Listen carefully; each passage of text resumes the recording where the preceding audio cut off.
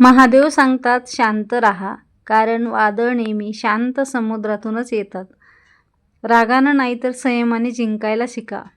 तोडून टाकले गेलात तर पुन्हा उभा राहा, कारण राखेतूनच शिव निर्माण होतो. पडणं चूक नाही, पण उठणं हिंमत आहे. सगळे जाईल तेव्हा मी राहीन. मी म्हणजे तूच आहेस. आत्मविश्वास हाच तुझा खरा शिव आहे.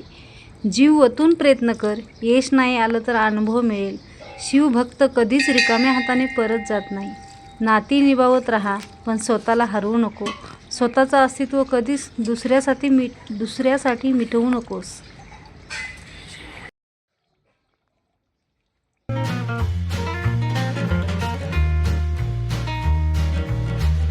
हॅलो, नमस्कार. कशा आहात सर्वजण? सर्वांना सर्वप्रथम श्री स्वामी समर्थ आणि ओम नमः शिवाय. आजचा दिवस तुम्हाला खूप छान आनंदाचा व आरोग्यदायी जावो. तर आजच्या व्हिडिओची जी सुरुवात आहे ना, ती सकाळच्या सूर्योदयापासून केलेली आहे. तर चला, सकाळी सकाळी मस्त घरचं काम आवरलं होतं मी आणि आले होते पूजाला. तर पूजाला जाते वेळेस असा मस्त छान सूर्यदेवानं दर्शन दिलेलं होतं. बघून छान वाटलं. म्हटलं चला माझ्याबरोबर तुम्हालाही थोडंसं दर्शन देऊया, म्हणून थोडासा शूट घेतला आणि पुढे मंदिरात आलोत. मंदिरात आल्यावर लागलीच काय केलेलं आहे, पूजाला सुरुवात केलेली आहे. मस्त अगोदर पाण्याचा जलाभिषेक जो आहे तो करून घेतलेला आहे. नंतर जो आहे तो दुधाचा अभिषेक करून घेतलेला आहे, जे की मी घरून पंचामृत तयार करून आणलं होतं त्याचा. आणि नंतर जो आहे तो चंदनाचा अभिषेक केलेला आहे. अभिषेक घालून घेतला की मी सर्वप्रथम दिव्याची पूजा करून घेते, जेणेकरून आपली पूजा ही अग्निदेवतेच्या साक्षीने असते आणि असायला हवी. तर त्यासाठी थोड्याशा अक्षता खाली टाकल्या. एक तुपाचा दिवा जो घरून आणला होता तयार करून, त्यालाच थोडंसं हळद कुंकू अक्षता वाहिली आणि हे केलेलं आहे, दिवा प्रज्वलित केलेला आहे. त्याचबरोबर जे आपलं महादेवाच्या पिंडीवर जे स्थान आहे ते म्हणजे पहिलं आपलं गणपती बाप्पाचं, दुसरं जे आहे ते कार्तिक स्वामीचं, तिसरं जे आहे ते अशोक सुंदरीचं आणि चौथं जे आहे ते पार्वतीचं. नंतर मग आपले भोळे महादेव श्री शंकर. तर असं सगळ्यांना हळद कुंकू अक्षता लावून घेतली. नंतर थोडं चंदन लावलेलं आहे आणि मग भस्म लावलेलं आहे. थंडीच्या दिवसात सकाळी सकाळी असं मंदिरात येणं किंवा सकाळी सकाळी सूर्योदयाच्या प्रकाशात येणं खूप छान वाटतं आणि दिवसाची एक पॉझिटिव्ह एनर्जीसुद्धा आपल्याला ते देऊन जातं. सकाळचा सूर्योदय हा 10 मिनटं तरी घेतला पाहिजे असं म्हणतात, पण आपल्याला खरं तर कामाअभावी म्हणा किंवा एक प्रकारचा आळस आपल्या अंगामध्ये आहे, त्या अभावी म्हणा आपण तो घेत नाही. जास्त करून कामाअभावी आणि ज्या दिवशी वेळ असतो त्या दिवशी आपल्याला वाटतं नको, रोज आपल्या मागे काम असतात, आपण रिलॅक्स करूया म्हणून आपण बाहेर निघत नाही. पण ज्यावेळेस बाहेर निघतो ना, त्यावेळेस ते वातावरण जे असतं ना, थोडासा पक्ष्यांचा किलबिलाट असतो, थोडंसं मंद शांत वाहणारे वारे असतात आणि त्याचबरोबर कवळा कवळा विटॅमिन डीचा जो सूर्यप्रकाश असतो ना, तो खूप भारी वाटतो. याचा अनुभव तुम्हीसुद्धा कधीतरी घेऊन बघत जा आणि घेतल्याच्या नंतर तुम्हाला काय वाटतं ते नक्की सांगा. आणि एका दिवशी नाही तर रोज थोडा घेतलाच पाहिजे, कारण हे आपल्याला कुठेही न मिळणारं विटॅमिन डी आहे. जसं की आपल्या खाण्यातून सुद्धा याची कमतरता भासते आणि त्याचबरोबर नंतरच्या उन्हामध्ये हे आपल्याला भेटत नाही. त्यामुळे सकाळी सकाळी ह्याचा लाभ तुम्हीसुद्धा घेत जा. असो, इथं माझी पूजा वगैरे जी आहे ती झालेली आहे आणि मंदिरात येऊन पूजा करण्याचं कारण तुम्हाला माहीत आहे, माझे पशुपतीचे सोमवार जे आहेत ते चालू आहेत. तर चला, सकाळी 7 वाजेपर्यंतच माझी पूजा झालेली आहे, कारण मी घरून 6:30 ते 6:45च्या दरम्यान घरून निघाले होते. 7:15पर्यंत माझी सगळी पूजा आटपलेली आहे आणि मी आलेले आहे घरी.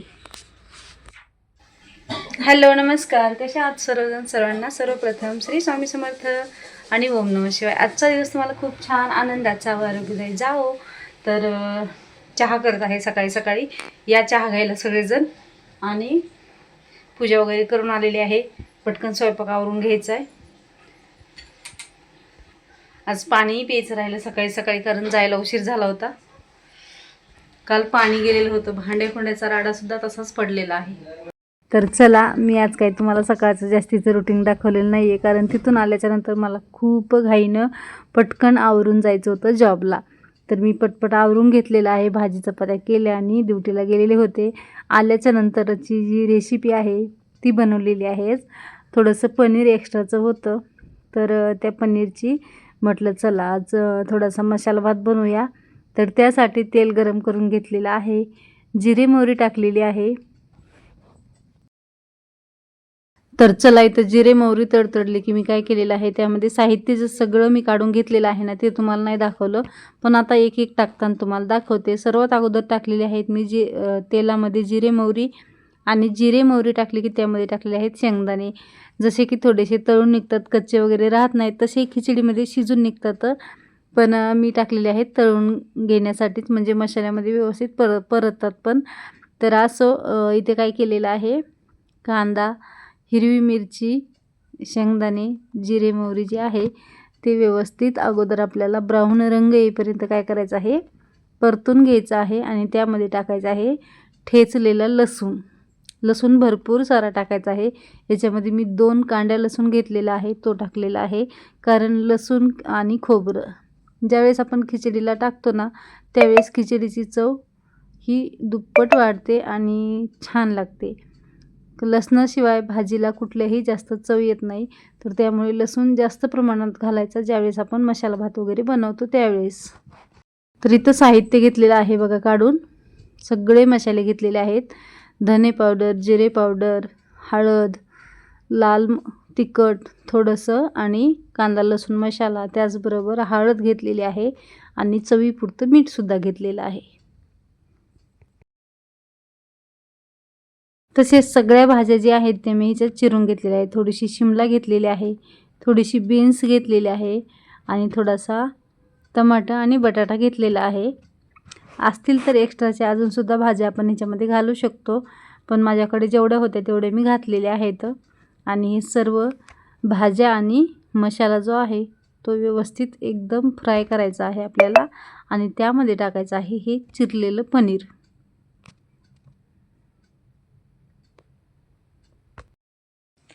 मी डाळीसुद्धा ह्याच्यामध्ये ॲड करत असते, पण डाळी वगैरे ह्यावेळेस टाकलेल्या नाहीत, कारण मला पनीर मसाला भात बनवायचा होता म्हणून नाही टाकलेल्या. पनीरचा मसाला भात चवीला खूप छान लागतो. आपण जे पदार्थ करतो नेहमी तेच थोडेसे आलटून पलटून केले तर सगळ्यांना आवडतात, कारण खिचडी सगळ्यांना आवडते. मग रोज रोज एकाच प्रकारची नाही करायची, तर कधी डाळ खिचडी करायची, तर कधी जसं आपण पुलाव भात बनवतो त्या पद्धतीनं करायची, तर कधी तेला मिठाची करायची, तर कधी असे भाज्या वगैरे टाकून करायची. जास्त करून सगळा मसाला वगैरे टाकूनच खिचडी व्यवस्थित लागते आणि तीच सर्वांना आवडते. पण त्यामध्ये थोडंसं असतील तर भाज्या जास्तीत जास्त टाकायच्या, कारण अशा नाही तशा आपल्या भाज्यासुद्धा खाण्यामध्ये आल्याच पाहिजे. आणि भात जास्त आवडतो म्हणून भातामध्ये सुद्धा डाळीचं प्रमाण वगैरे आपण जास्त घेतलं तर प्रोटीन वगैरे चांगलं राहतं. तर चला, असो इथं मी सर्व साहित्य घेतलं होतं, आणि सर्व साहित्य व्यवस्थित परतून झालं की त्यामध्ये तांदूळ धुवून परतून घेतलेले आहेत, आणि नंतर त्यामध्ये गरम पाणी करून टाकलेलं आहे. पाणी ज्यावेळेस आपण तांदूळ परतून टाकतो ना, त्यावेळेस पाणी गार नाही टाकायचं, गरम टाकायचं. किंवा आपण जर तांदूळ जसं की आपण दम बिर्याणी वगैरे करतो त्या पद्धतीने भिजवून घेतलेले असतील तर पाणी कमी टाकायचं आणि थोडेसे वाफवून घ्यायचे. त्याला एक 5 मिनटं वाफ दिली तरी पण खिचडी पटकन होते. आणि ज्यावेळेस आपण तांदूळ भिजवलेले वगैरे नसतात त्यावेळेस वाफेची याला गरज नसते, त्यावेळेस याला शिजूनच द्यायचं आपल्याला. आणि हे आपण सर्व एकत्र शिजायला टाकलं तर काय होतं, सगळा मसाला वर येतो. म्हणून मी काय केलं, थोडंसं ह्याला वरती असंच हलवून घेतलेलं आहे आणि नंतर शिजण्यासाठी झाकण लावलेलं आहे. पण तरीसुद्धा मसाला जो आहे तो पूर्ण वरतीच आलेला आहे. तर इथं एकदम आपल्याला जास्त म्हणजे कलर खिचडीला येण्यासाठी आपल्याला काय करायला पाहिजे होतं, याच्यामध्ये कोथिंबीर आणि गाजर जे आहे ना ते ह्याच्यामध्ये एक्स्ट्रा प्रमाणामध्ये पाहिजे होतं. पण ते दोन्ही साहित्य माझ्याकडे नव्हतं, म्हणून मी काय केलेलं आहे, माझ्याकडे जेवढं साहित्य आहे तेवढ्यातच केलेले आहे. तर ह्याचा कलर जो आहे ना तो पिवळा दिसत आहे. कोथिंबीर आणि गाजर टाकल्यावर लाल आणि पिवळा हा कलर ज्यावेळेस मिक्स होतो ना त्यावेळेस कलरफुल ह्याचा कलर जो आहे ना टेक्स्चर जे आहे ते छान दिसतं. पण ह्याचं टेक्स्चर तुम्हाला एकदम खिचडीसारखं दिसत आहे, म्हणून मी पण जास्त वारंवार ह्याला खिचडीच म्हणत आहे. कारण आपण जास्त करून पनीरसुद्धा नाही टाकत आणि खिचडीचा हा आपला शब्द जास्त रोजचा तोंडामध्ये असतो, त्यामुळे ह्याला खिचडीच मी म्हणते. तर असो हा पनीर भात आहे. आपला पनीर भात जो आहे तो तयार झालेला आहे. आणि तुम्हाला ही रेसिपी कशी वाटली मला नक्कीच कमेंट बॉक्समध्ये सांगा. जर आवडली तर ट्राय करून बघा आणि व्हिडिओ जर तुम्हाला बघायला आवडत असतील तर नक्की लाईक, शेअर आणि सबस्क्राईब करा. आणि तुम्हाला कुठल्या प्रकारचा व्हिडिओ आपल्या चॅनलवर बघायला आवडेल तोही मला नक्की कमेंटमध्ये सांगा. तर चला मी इथे व्हिडिओचा एंड करते. व्हिडिओ आवडला असेल तर नक्की लाईक, शेअर आणि सबस्क्राईब करा. तर पुन्हा भेटूया अशाच एका छोट्याशा नवीन व्हिडिओमध्ये. तोपर्यंत सर्वांना बाय आणि श्री स्वामी समर्थ.